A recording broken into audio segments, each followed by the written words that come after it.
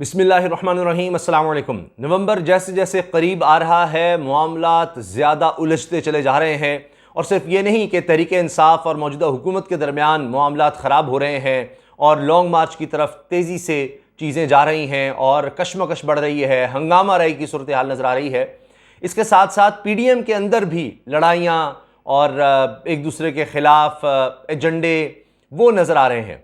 और ख़ास तौर पर अब नून लीग के अंदर तो था ही कि जनाब वहाँ पर शहबाज शरीफ गए हैं और जाहिर है कि वहाँ पर ये बातें भी हुई मईशत के हवाले से, दीगर हवालों से, कि अभी तक नवाज़ शरीफ को, मरीम साहबा को, इसहाक डार को या जो भी वहाँ पर भागे हुए हैं सारों को रिलीफ अभी तक नहीं मिल सका। उस पर क्या हो रहा है, ये सारा कुछ हुआ है क्योंकि बाकी चीज़ें बड़ी तेज़ी से बढ़ाई जा रही हैं, केसेस ख़त्म किए जा रहे हैं। लेकिन एक फड्डा नून लीग और पीपल्स पार्टी के दरमियान भी है। आसिफ अली जरदारी साहब को कहा गया है, क्योंकि अब शहबाज शरीफ ये पैगाम देकर गए थे, क्योंकि अहम तैनाती के हवाले से ही, आर्मी चीफ की तैनाती के हवाले से ही ये सारा कुछ है असल में। और ख़ुद खुर्रम दस्तगीर साहब वफाकी वज़ीर कह चुके हैं कि जी शहबाज शरीफ गए हैं नवाज़ शरीफ से मशवरा करने आर्मी चीफ की तैनाती पे कि किसको आर्मी चीफ लगाना है, ये नवाज़ शरीफ से उन्होंने मशवरा करना है, इसलिए वहाँ पर गए हैं। तो असल मकसद जो है, मेन सबसे अहम फोकस इस वक्त सारा सियासी जो इस वक्त मंजरनामा है उसमें ये चीज़ बन चुकी है। अब आप देखें, इस पर इमरान खान साहब ने तो कह दिया कि ये तो हलफ के ख़िलाफ़ है, आइन के ख़िलाफ़ है कि एक शख्स यानी वज़ीर-ए-आज़म होते हुए इस तरह की डिस्कशन कहीं बाहर जाकर किसी से करा हो। अब कहा जाएगा जी भाई हैं, लेकिन ऐसी इजाज़त नहीं है। मैं आपको हलफ का वो हिस्सा भी पढ़कर सुनाऊंगा जिसमें आइनी तौर पर ममानियत है कि आप कोई भी इस तरह की बात किसी और शख्स से नहीं कर सकते बतौर वज़ीर-ए-आज़म। और इससे भी ज़्यादा यह कि एक मफरूर, मुजरिम, सज़ा याफ्ता, भगोड़ा जो अदालतों को मतलूब हो, उस शख्स से आप इस तरह की मुशावरत या इससे बात कर रहे हो या उससे डायरेक्शन ले रहे हो, तो ये सरीहन खिलाफ वर्जी है। फिर ये होगा कि जनाब अच्छा जी वो नवाज़ शरीफ साहब पॉलिटिकल लीडर हैं, फलां है, तो इसका मतलब है कि कल को फिर किसी कातिल से, किसी चोर से, किसी डाकू से आप कोई भी इस तरह का मशवरा कर सकते हैं आप। यानी क्या रिश्तेदारी अगर हो जाएगी तो फिर वो चोर डाकू वो नहीं रहेगा? तो ये एक बहुत बड़ा सवाल है। अब हुआ ये है कि जो भी प्लान्स इस वक्त PDM के हैं, क्योंकि अब आप देखें कि डॉलर तारीख की बुलंद तरीन सतह पर चला गया, महंगाई इतनी ज़्यादा हो चुकी है, पेट्रोल महंगा से महंगा कर रहे हैं, तो ये इस वजह से भी है कि इनको ये भी है कि इश्तिहारात भी तो देने हैं और कमाई भी तो करनी है। तो अब जितना हो सकेगा टैक्सेस लगाकर पैसा इकट्ठा किया जाएगा और उसके बाद जो ये गैर मकबूल या मुश्किल फ़ैसले हैं, इसका इम्पैक्ट कम करने के लिए जो ख़ास पॉकेट्स हैं, जो माफियाज़ हैं, उनको नवाजा जाएगा। लेकिन उसके लिए अब सबसे बड़ी रुकावट इमरान खान साहब हैं। उनका किस तरह से रास्ता रोकें, क्योंकि इमरान खान साहब तो अब लॉन्ग मार्च की तरफ बढ़ रहे हैं। ये खबर भी आ गई है कि एक आखिरी कोशिश होनी है, मुलाकातों का सिलसिला शुरू होने जा रहा है, बल्कि एक तरह से हो चुका है। इत्तेहादियों से बात की जाएगी मौजूदा हुकूमत के और उनको कायल करने की कोशिश की जाएगी। कुछ इत्तेहादी नाराज़ तो हैं, मैंने इस तरह किया कि PDM में भी काफ़ी ज़्यादा मसाइल हैं। इस पर हम कोशिश करेंगे अगली वीडियो में तफसील से बात करें। और MQM भी नाराज़ लोगों में, अगर वो नहीं मानते तो फिर लॉन्ग मार्च की तरफ तो बढ़ना ही है। अब लॉन्ग मार्च को रोकने के लिए राना सनाउल्लाह साहब ने क्या कहा है? राना सनाउल्लाह साहब कह रहे हैं कि जी हम उन सूबों के खिलाफ एक्शन लेंगे, यानी गवर्नर राज की बात कर रहे हैं, ये सब कर रहे हैं कि जी जो लॉन्ग मार्च करेंगे। इस पर सवाल ये बनता है कि जब इन्होंने महंगाई मुकाओ मार्च के लिए इस्लामाबाद की तरफ चढ़ाई की थी इमरान खान साहब के दौर में, और इनका सारा वो लॉन्ग मार्च बुरी तरह फ्लॉप हुआ था, उसमें लोग ही नहीं थे, तो अब तो जनाब चलें ये कहा जाएगा उसमें तो लोग नहीं थे लिहाजा कोई मसला ही नहीं था, इमरान खान के साथ तो लोग होंगे। तो अब आप क्यों रोक रहे हैं कि यानी आपका वो हलाल था, वो जायज़ था, वो लॉन्ग मार्च महंगाई मुकाओ, जबकि इससे कहीं कम, कई गुना कम महंगाई थी, आज उससे कई गुना ज़्यादा महंगाई है। तो अब लॉन्ग मार्च किस तरह से नाजायज़ हो जाएगा? तो जनाब गवर्नर राज लगाएंगे, यानी इन्होंने कोई कसर नहीं छोड़नी। जो भी हथकंडे, फाशिज़म कहें, अनपॉपुलर गवर्नमेंट कहें, जो रजीम चेंज के तहत आई गवर्नमेंट, यानी जो हो सकता है आमरीत की बदतरीन मिसालों में जो हो सकता है, इन्होंने वो सब काम करने हैं। गवर्नर राज, मीडिया को बंद करना, गिरफ्तारियां सहाफ़ियों करना, उनको मुल्क से बदर करने होने पर मजबूर करना, मुल्क से जाने पर मजबूर करना, महंगाई शदीद करना, मुखालिफिन के खिलाफ दहशतगर्दी तक के केसेस बनाना, कुछ भी हो यानी गवर्नेंस, पाकिस्तान की तारीख की बदतरीन काबीना, बदतरीन हुकूमत, सबसे ज़्यादा तादाद, गवर्नेंस ज़ीरो, 72 तक काबीना की तादाद पहुंच गई है, याशियाँ सब आप देख रहे हैं बाहर जाकर जिस तरह रहा जा रहा है। तो एक मजाक बना हुआ है ये सब कुछ जो हो रहा है, लेकिन इससे ये पीछे नहीं हटेंगे, इन्होंने भी और रिकॉर्ड बनाने हैं। और इसलिए महंगाई मुकाओ मार्च इन्होंने जब किए तो आज अब इमरान खान साहब के मार्च से इतने खौफजदा हैं कि इस्लामाबाद को अभी से कंटेनर लगाकर बंद किया जा रहा है, सब किया जा रहा है। तो राना सनाउल्लाह साहब का सबसे बड़ा मसला यह है जो मैंने आपसे अर्ज किया ना कि पंजाब और खैबर पख्तूनख्वा की हुकूमतें उनके पास नहीं हैं और वो कह रहे हैं जी उन सूबों के खिलाफ वो एक्शन लेंगे। तो अब जरदारी साहब को, जो कि जर तो उनके पास है और इस्तेमाल करना भी उनको इस लिहाज से आता है खरीदो फरोख्त का, तो पूरी सपोर्ट दी जाएगी पैसों की हर तरह से। लेकिन अब जरदारी साहब को ये पैगाम दिया गया है, शहबाज शरीफ साहब असल में ये पैगाम लेकर गए थे नवाज शरीफ के पास कि जी वो जरदारी साहब ये कहते हैं वो अपनी चॉइस चाहते हैं, जिसको इमरान खान कहते हैं जी ये लोग अपना बंदा लगाना चाहते हैं, या ये जो अहम तैनाती है ये ऐसे चोरों, मफरूर, डाकुओं को, जाली अकाउंट्स वालों को नहीं करनी चाहिए।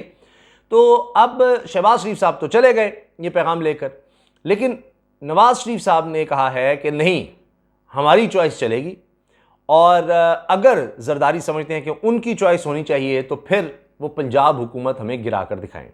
यह शर्त लगाई गई है कि अगर तुम अपनी मर्जी का आर्मी चीफ चाहते हो, साबिक सदर जरदारी को कहा गया, आसिफ जरदारी को कहा गया है कि अगर अपनी चॉइस का आर्मी चीफ चाहते हो तो हमें पंजाब हुकूमत चाहिए। पंजाब हुकूमत गिराने का टास्क जरदारी साहब को दिया गया है। ये अब उनके आगे शर्त रख दी गई है कि गिराओ पंजाब हुकूमत और अपनी मर्जी की अपॉइंटमेंट करवा लो। इस वक्त ये हो रहा है, हर कोई, अब आप देखिए मौलाना फजलुर रहमान साहब भी इस तरह के बयान दे रहे हैं कि नहीं जी वो तो शहबाज शरीफ की मर्जी का होगा, और इस तरह से सारी बातें हो रही हैं। तो अब देखना यह है कि क्या ये जो अब बात हो रही है कि नहीं पंजाब में हम लेकर आएंगे, दोबारा हुकूमत लेकर आएंगे, अब जरदारी साहब इस पर कितना जोर लगाते हैं। उनको ये बात तो बता दी गई है कि जी आप हुकूमत गिरा दें और अपना बंदा आप अपनी मर्जी करवा लें, लेकिन ये काम इतना आसान भी नहीं होगा, क्योंकि इसके लिए कोई 15-20 लोगों को अब रेट बहुत ऊपर चला जाएगा। शायद वो जो इमरान खान कहते हैं जी 20 करोड़ तक, अब ये 1 अरब रुपए तक भी जा सकता है रेट।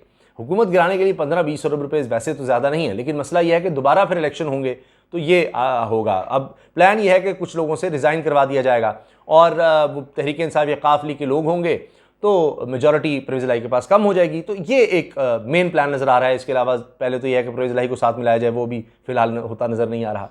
इसी दौरान में एक और मसला आ गया है, क्योंकि नवाज शरीफ साहब, उनका बयानिया वो सब कमज़ोर होता चला जा रहा है कि पहले वो भेजना चाह रहे थे। आपको याद है कि पंजाब हुकूमत जैसी मिली थी तो डॉक्टर्स ने इजाज़त दे दी थी इसहाक डार को कि जनाब आप चले जाएं पाकिस्तान, सारी तैयारियां हो गई थी। और फिर जब पंजाब हुकूमत हाथ से चली गई ज़िमनी इलेक्शंस के बाद तो इसहाक डार साहब रुक गए। डॉक्टर्स ने कहा नहीं नहीं नहीं नहीं अब नहीं जाना, अब आपको सेहत को ख़तरा लाक हो गया पाकिस्तान। अब एक दफ़ा फिर इसहाक डार को वो पहले भेजना चाहते थे नवाज शरीफ साहब, और उन्होंने दरख्वास्त भी दे दी थी अदालत को कि जी उनको मफरूर इश्तिहारी डिक्लेयर किया गया है, ये ख़त्म किया जाए। अब वो दरख्वास्त वापस लेने की वजह से निपटा दी गई है। तो फिलहाल फौरी तौर पर तो इसहाक डार नहीं आ रहे। जब तक इसहाक डार नहीं आते तो नवाज शरीफ तो सोचेंगे भी नहीं, यानी उनको तो जेल का लफ्ज़ सुन के भी ना वो काम पे टांग जाती हैं, वो तो किसी सूरत जेल नहीं। जब तक डील मुकम्मल नहीं हो जाती, तमाम जमानतें नहीं मिल जाती, हर आप देख रहे हैं, आप तो एहसन इकबाल साहब का नारोवाल वाला केस भी ख़त्म हो गया, स्पोर्ट्स कॉम्प्लेक्स वाला, कितने केसेस 50 रेफरेंस खत्म हो गए, 1100 अरब रुपए के केसेस खत्म हो गए। लेकिन नवाज शरीफ को, मरीम नवाज साहिबा का भी लग रहा है कि आने वाले दिनों में बड़ी तेज़ी से उस पर पेशरफ्त हो रही है, उनका भी हो जाएगा। लेकिन फिलहाल नवाज शरीफ का नहीं। नवाज शरीफ कहते हैं कि मुझे आकर जेल ना जाना पड़े, पहले जनाब सब कुछ लिख कर दिया जाए, उसमें भी वक्त है।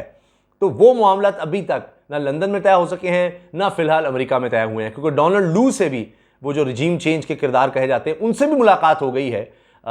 लेकिन अभी तक कोई नवाज शरीफ साहब के हवाले से फौरी तौर पर कोई बड़ी डील अभी तक नहीं हो सकी। कोशिशें जारी हैं, तो आने वाले दिनों में इसको भी देखा जा रहा है, किया जा रहा है।